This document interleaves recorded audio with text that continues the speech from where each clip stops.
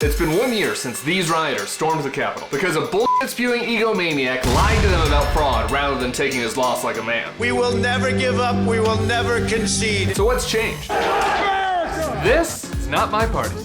Brought to you by the Bulwark. We've had a year to step back and think about all the political turmoil. 5 dead, over 100 injured, Capitol Police mauled. You better run, cops!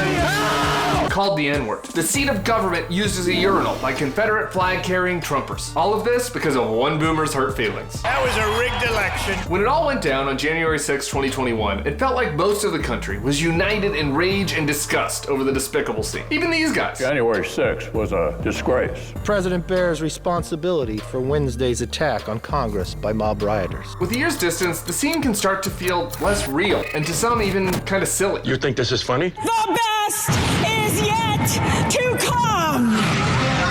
You had that shaman guy with the horns. Come on, the bison guy was hot. He was hot. Rudy with the hair dye dribbling down his face and the urine stain in his pants. The president hosting a meeting with the meth head turned pillow salesman in the White House. Crack addict, an advisor to the former president. The Trump kid's girlfriend dancing around like she's at a KKK cotillion. She seems fun. It's all just so stupid. It's a joke. It's all a joke. And I deeply worry that the stupidity of it all has led people to underappreciate the seriousness. And that may be the most important lesson from 1/6. A lesson that I fear will become increasingly relevant in our future politics. These are not very bright guys, and things got out of hand.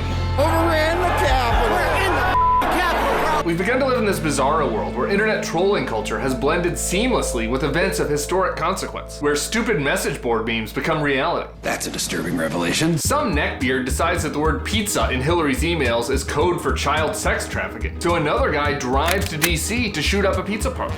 WTF to that? A brain-damaged pig farmer pretends to be a deep state whistleblower, and the next thing you know, scores of people are gathering in Dallas waiting for JFK Jr. to come back to life. Yeah, that's crazy. Some blousy, jaundiced podcaster is ranting about stopping the steal, and then hordes of people are spearing cops as they charge the Capitol. Dangerous. Feeling dangerous. Our brains are having trouble processing that things that feel like obvious jokes are actually our era's version of the uprisings that seem so serious in history books. This is our house.